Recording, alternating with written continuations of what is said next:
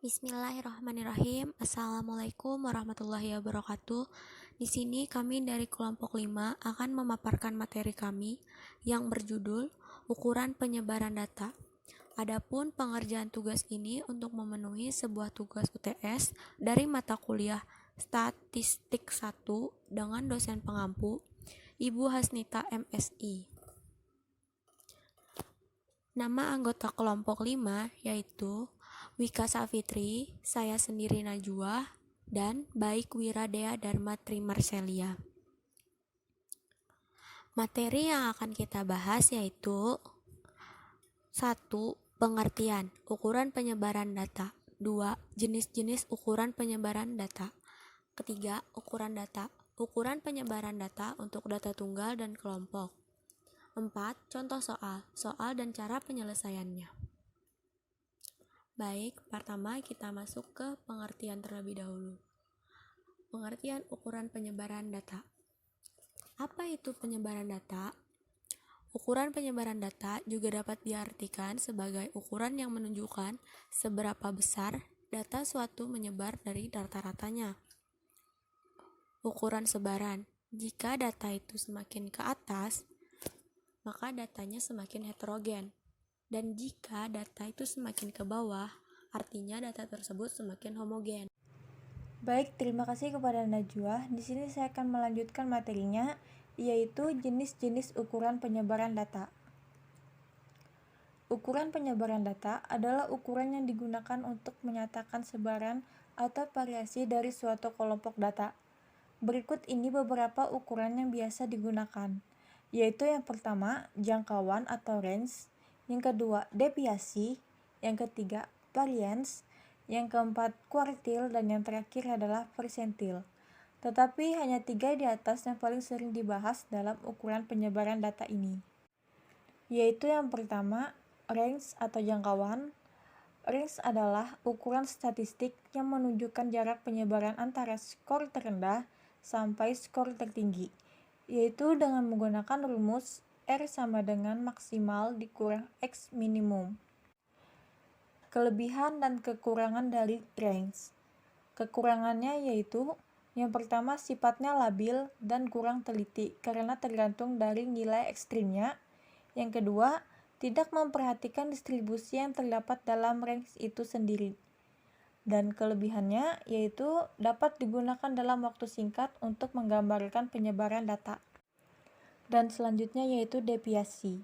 Deviasi adalah selisih atau simpangan dari masing-masing skor atau interval dari nilai rata-rata hitungnya. Ada 2 jenis dari deviasi, yaitu deviasi yang berada di atas mean atau deviasi positif, dan yang kedua deviasi yang berada di bawah mean, yaitu deviasi negatif. Simpangan rata-rata. Simpangan rata-rata atau deviasi rata-rata adalah ukuran yang menyatakan seberapa besar penyebaran tiap nilai data terhadap nilai mean-nya. Simpangan baku standar deviasi. Simpangan baku atau deviasi standar adalah ukuran sebaran statistik yang paling lazim. Singkatnya, ia mengukur bagaimana nilai-nilai data tersebar. Bisa juga didefinisikan sebagai rata-rata jarak penyimpangan. Titik-titik data diukur dari nilai rata-rata data tersebut. Materi selanjutnya adalah variance. Variance adalah rata-rata dari perbedaan kuadrat, juga dikenal sebagai standar deviasi dari mean. Sederhananya, variance adalah ukuran statistik tentang seberapa tersebar titik-titik data dalam sampel atau kumpulan data, yaitu dengan menggunakan rumus ragam sama dengan S kuadrat. Artinya, ragam diperoleh dari nilai simpang baku yang dikuadratkan. Selanjutnya variance, koefisien keragaman atau KK. Rumus koefisien keragaman adalah KK sama dengan S per X, yaitu dengan keterangan KK adalah koefisien keragaman, S adalah simpang baku, dan X adalah nilai rata-rata data. Dan selanjutnya yaitu ukuran penyebaran data pada nilai kuartil. Dari data, kita bisa menentukan nilai kuartilnya baik kuartil ke-1 atau Q1, kuartil kedua atau Q2, kuartil ketiga atau Q3. Dari nilai-nilai kuartil tersebut juga berlaku ukuran penyebaran, yaitu jangkauan antar kuartil atau hamparan yang kita simbolkan dengan JK, dan jangkauan semi antar kuartil atau simpangan kuartil yang kita simbolkan dengan SK. Yaitu rumusnya adalah JK sama dengan kuartil ketiga dikurang dengan kuartil pertama. Dan rumus SK adalah 1/2 dalam kurung JK sama dengan 1/2 Q3 dikurang Q1. Dari nilai penyebaran pada kuartil dikenal juga dengan istilah langkah atau L, yaitu dengan menggunakan rumus L sama dengan 3/2 JK sama dengan 3/2 Q3 dikurang Q1. Selanjutnya adalah pencilan atau outliner. Semua data yang nilainya kurang dari pagar dalam atau lebih dari pagar luar disebut pencilan. Pencilan adalah datum yang memiliki karakteristik berbeda dari datum lainnya. Dapat dikatakan dengan tidak normal dalam kumpulan data. Istilah dari pagar dalam dan pagar luar yaitu: yang pertama, pagar dalam atau PD adalah nilai data yang berada suatu langkah di bawah kuartil pertama, yaitu dengan rumus PD sama dengan kuartil pertama dikurang L. Dan yang kedua, pagar luar atau PL adalah nilai data yang berada satu langkah di atas kuartil ketiga, yaitu dengan menggunakan rumus PL sama dengan kuartil ketiga, yaitu dengan sama dengan L. Baik, mungkin itu saja materi dari saya. Selanjutnya akan dilanjutkan dengan teman saya, yaitu Wika Sapitri. Baiklah, di sini saya Wika Sapitri akan melanjutkan pembahasan materi yang ketiga, yaitu ukuran penyebaran data. Di ukuran penyebaran data ini saya akan membahas untuk data tunggal dan berkelompok. Jangkauan data tunggal. Untuk jangkauan data tunggal langsung menentukan nilai terbesar dan terkecilnya, lalu dikurangkan. Jangkauan data berkelompok. Untuk data berkelompok diambil dari nilai tengah kelas tertinggi dan nilai rendah diambil dari nilai kelas yang terendah. Jangkauan atau rank. Yang pertama ada jangkauan data tunggal. Untuk jangkauan data tunggal langsung ditentukan nilai terbesar dan nilai terkecil dengan rumus R sama dengan X max dikurang dengan X min, dengan keterangan R merupakan jangkauan atau rank, X max yaitu nilai terbesar, dan X min merupakan nilai terkecil. Yang kedua yaitu jangkauan data berkelompok. Untuk data berkelompok, nilai tertinggi diambil dari nilai tengah kelas tertinggi dan nilai terendah diambil dari nilai yang terendah. Seperti rumus R sama dengan X max dikurangi dengan X min, dengan keterangan R merupakan jangkauan atau rank, X max merupakan nilai terbesar, dan X min merupakan nilai terkecil. Selanjutnya yaitu defisiasi data tunggal. Rumusnya seperti yang teman-teman lihat di layar, dengan keterangan S merupakan simpangan baku, XI merupakan data ke I, X merupakan rataan hitung, dan N sama dengan banyaknya data. Materi selanjutnya yaitu defisiasi data berkelompok.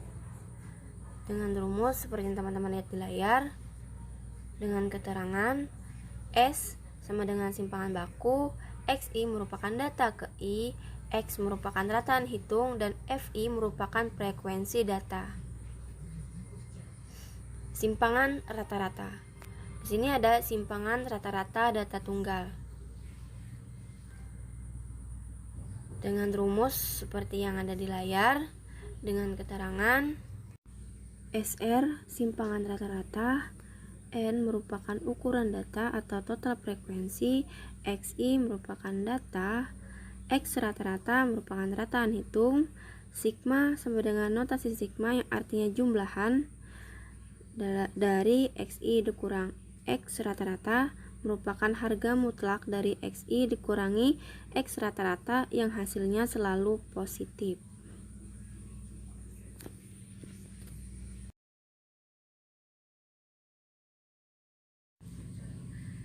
Selanjutnya yaitu simpangan rata-rata data berkelompok dengan penjelasan yang bisa teman-teman sekalian lihat pada layar.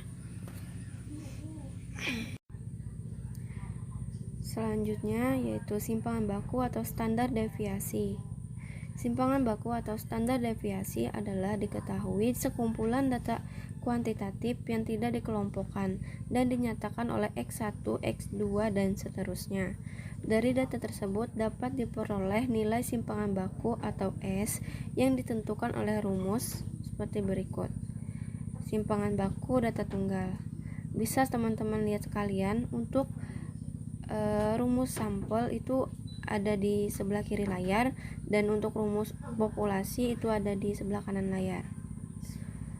Sekumpulan data kuantitatif yang dikelompokkan dapat dinyatakan oleh X1, X2, dan seterusnya, dan masing-masing mempunyai frekuensi F1, F2, dan seterusnya. Untuk rumus simpangan baku data berkelompok, untuk data sampel itu bisa ada dilihat di sebelah kiri layar, dan untuk populasi materi yang selanjutnya itu varians data tunggal. Ragam varians data dicerminkan dengan S pangkat 2, yaitu diperoleh dari pembagian antara jumlah masing-masing kuadrat selisih data XI dikurang dengan rata-rata terhadap banyak data tunggal yang ada seperti berikut. Rumusnya seperti yang teman-teman lihat di layar.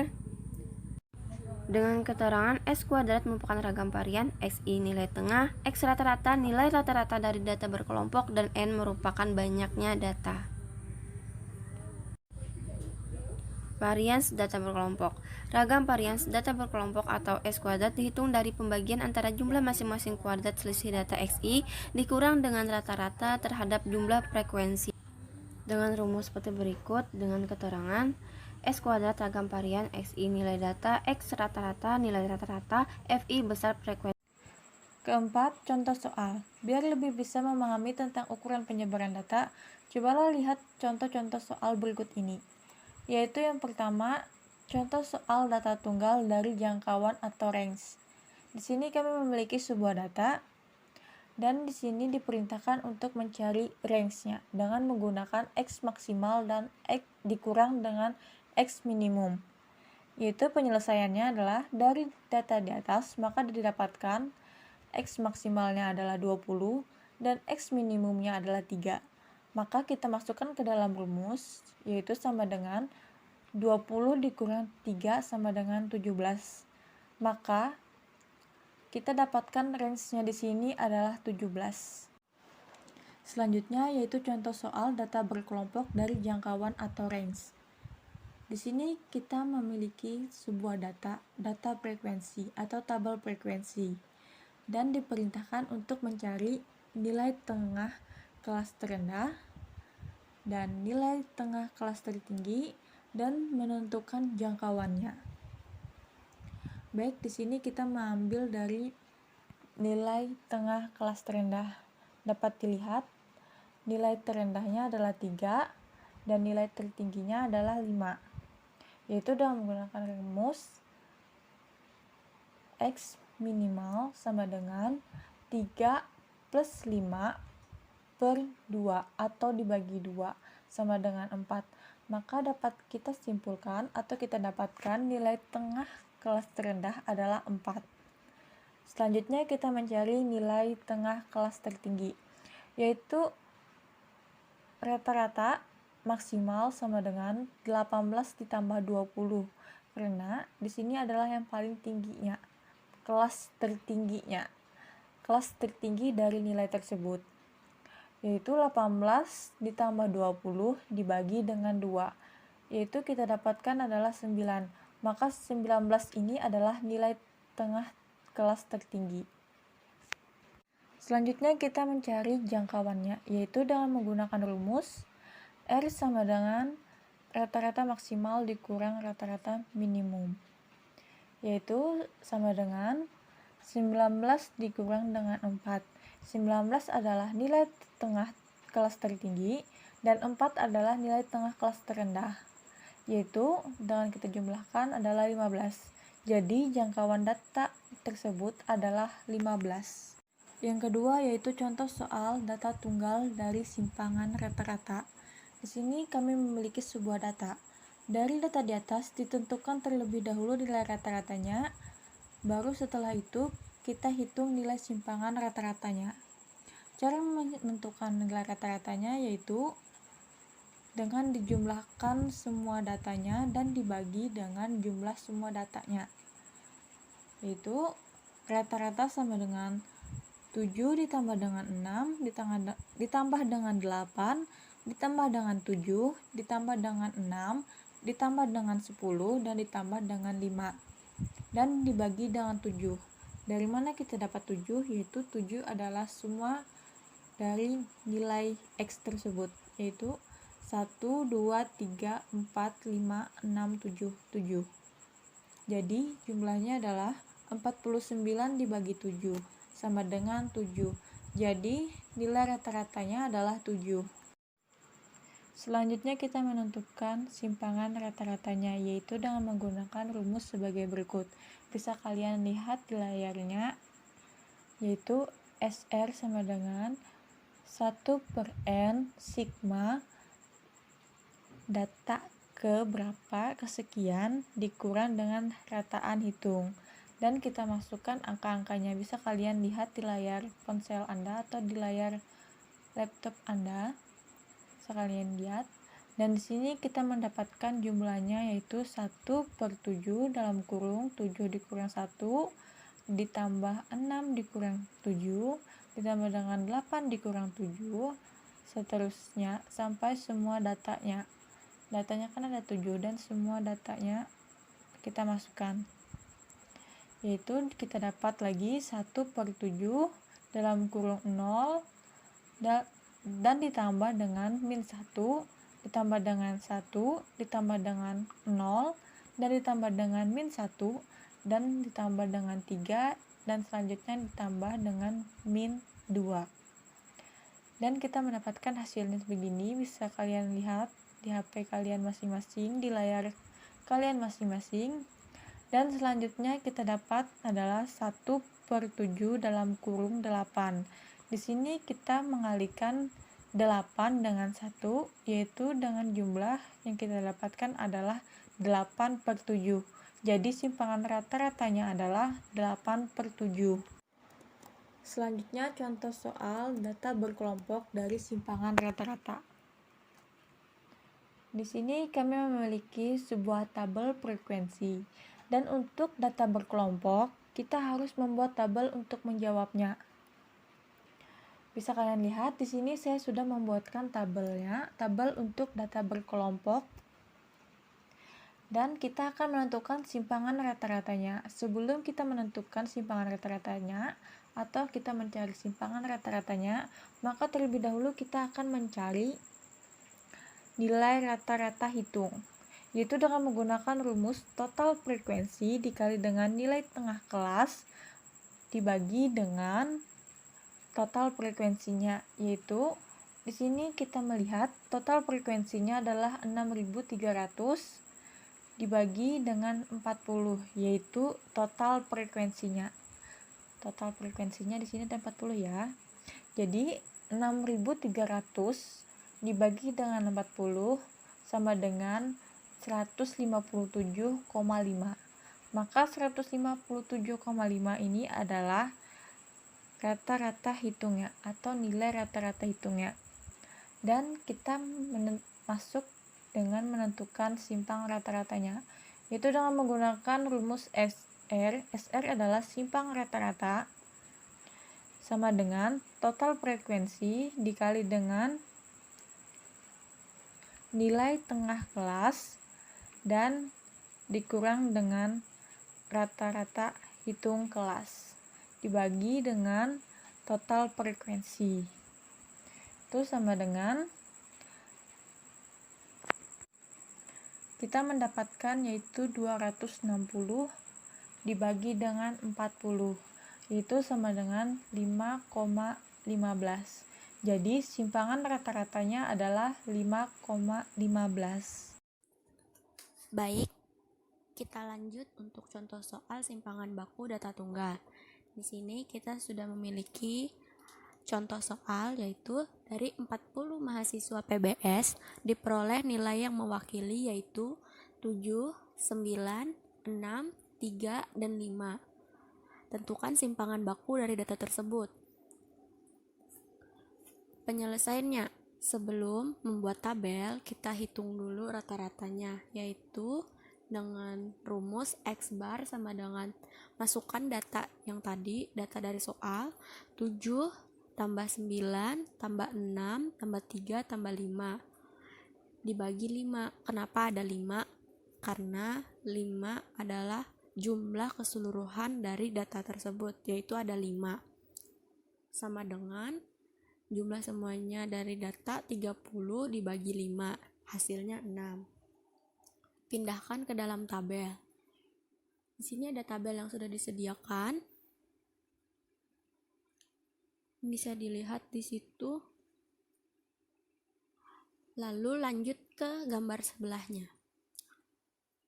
Setelah ditentukan tabelnya, kita lanjut ke sebelah, yaitu menentukan simpangan bakunya dengan rumus untuk data tunggal, yaitu S atau simpangan baku dalam akar sigma 5i sama dengan 1 dalam kurung xi kurang x bar tutup kurung kuadrat per n kurang 1, yaitu sama dengan akar 20